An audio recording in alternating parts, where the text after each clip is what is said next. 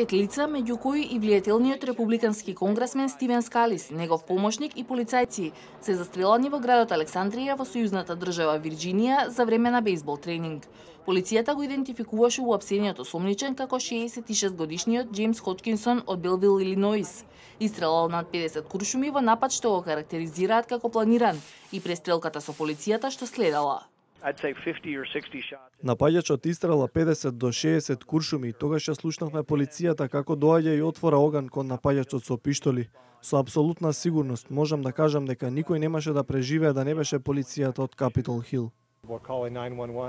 Некој од нашите јавуваа во полиција. Помина најмалку 10 минути бидејќи се обидувавме да му ја стегнеме со ремен ногата на еден од помошниците што беше застрелан.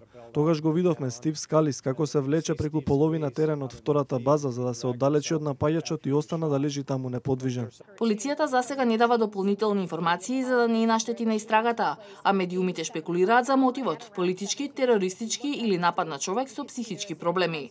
Конгресменот Скалис, кој е познат и како камшикот на републиканското мнозинство во Конгресот, е застрелан во колкот, префрлен е во болница во свесна состојба и се верува дека ќе ја преживее операцијата.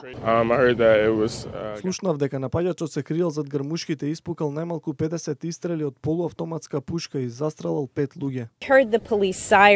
Ги слушнав полициските сирени. Не слушнав истрели, но ги слушнав сирените. Ова е прометна улица, но беше забележливо масовното присуство на полицијата и на амбулантните возила.